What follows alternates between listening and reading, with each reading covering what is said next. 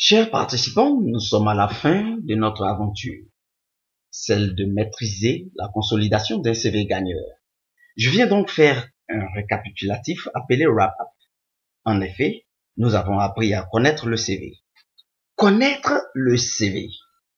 Cela passe par une connaissance de l'objectif du CV. En fait, un CV sert à vous présenter, à intéresser l'employeur, à conclure une entrevue et à être embauché.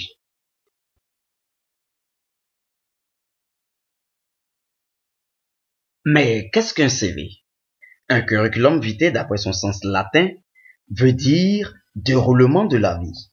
Comme tel, le CV décrit le déroulement de la vie professionnelle en partant de votre poste actuel jusqu'à vos études. D'entrée, marquez vos noms et prénoms, suivis de votre numéro de téléphone et votre adresse mail. Notez bien, ne mettez pas votre photo. Je vous le confirme. Ne plus mettre de photos sur votre curriculum vitae, sauf si cela est recommandé dans l'offre. Comment monter votre CV? Il faut le préparer en faisant une grille de lecture dans laquelle vous décomposez l'offre pour bien la comprendre et savoir ce qu'on attend du candidat que vous êtes. Quand vous avez cerné les attentes du poste, faites votre propre évaluation. Vous évaluer sous-entend comparer vos qualités et compétences à celles exigées par l'offre d'emploi. Demandez-vous pour ce faire ce que vous pouvez apporter au poste. Vous pouvez à cet effet procéder par un tableau comparatif. Vous d'un côté et l'entreprise de l'autre. Pour mieux vous exercer, posez-vous la question de savoir pourquoi une entreprise embauche-t-elle. Et ensuite, demandez-vous à quoi pense l'employeur. Ces questions vous aident à comprendre votre cible.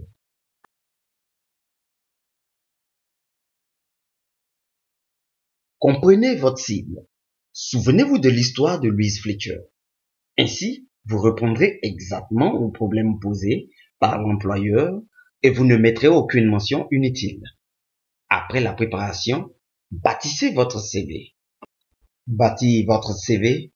Comme pour toute bâtisse, vous devez d'abord comprendre l'utilisation finale de vos bâtiments.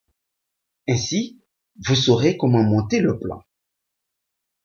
À ce stade, après avoir choisi votre plan, vous devez opter soigneusement pour les outils et les matériaux. Choisissez vos mots-clés dans la liste qu'offre mon e-book gratuit, le petit carnet du CV.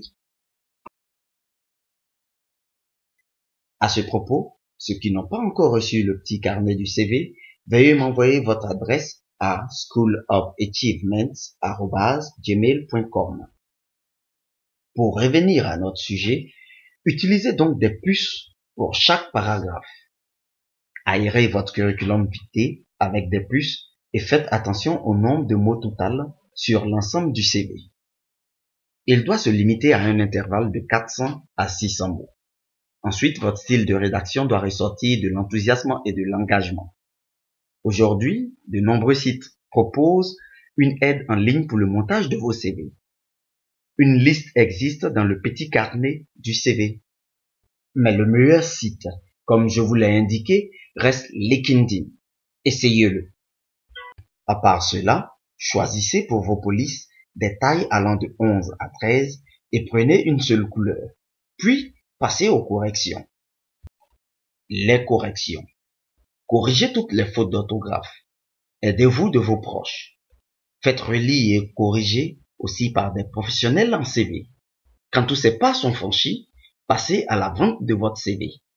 Postez-le sur les forums connus et déposez-le dans les entreprises qui vous intéressent et que vous pourriez intéresser. Je vous ai alors prodigué des conseils pour solidifier votre CV. Premièrement, parlez de votre valeur et prouvez-la. C'est-à-dire qu'il faut citer vos réalisations et vos réussites et non vos responsabilités. Retenez bien, la botte secrète à ce niveau est d'accompagner votre CV d'une lettre de motivation, même si on ne vous l'a pas demandé de façon expresse. Chers amis, j'ai été particulièrement ravi de vous prodiguer ces conseils et j'espère vous revoir très bientôt pour un autre sujet. Restez connectés.